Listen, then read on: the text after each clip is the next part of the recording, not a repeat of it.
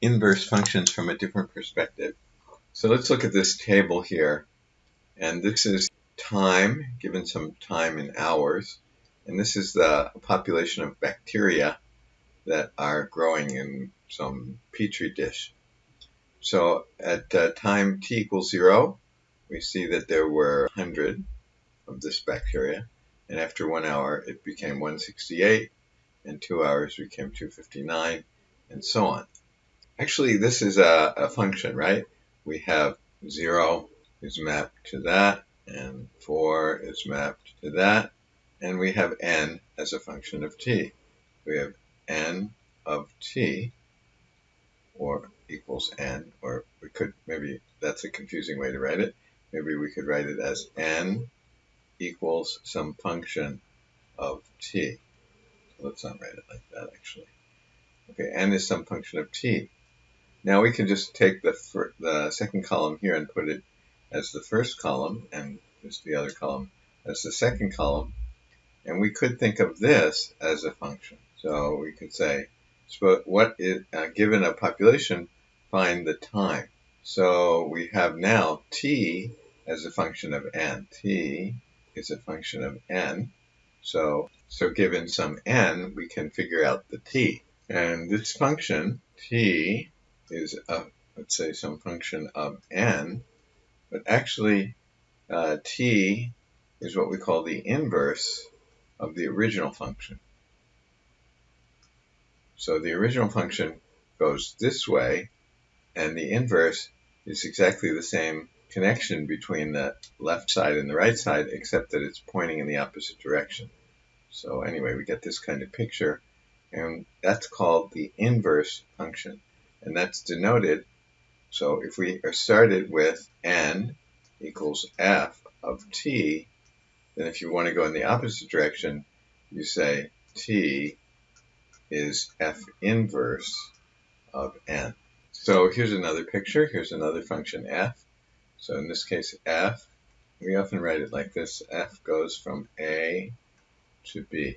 It takes elements in a, so a is the domain, and b is the range. So if you wanted to know what the inverse of f is, first of all, the inverse goes the opposite direction from b to a, and we can see that f of 4 is equal to 10, and f of 3 is equal to 7, and so on.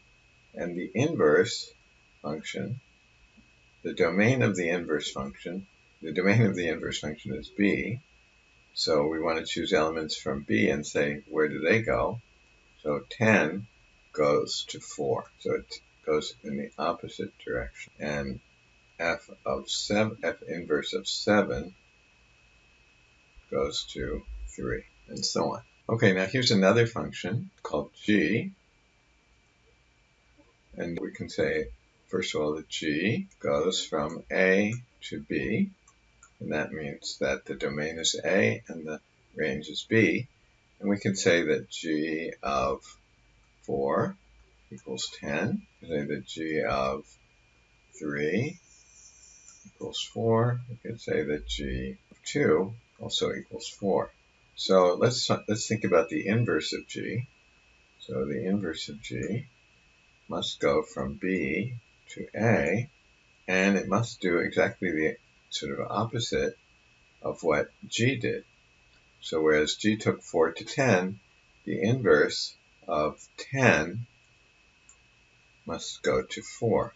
And the inverse of 4 must go to 3. But we also get that the inverse of 4 also must go to 2. So if we were going to draw the inverse, so if we had 10, then it would take it to 4 there. And if we had 4, we would take it to 3. Maybe 3 is here. So I didn't scale these very well. And there's 2. Uh-oh. So this is not a function, right? It doesn't pass the vertical line test, right? We have, for the inverse, we're going to have 4 going to 2 places.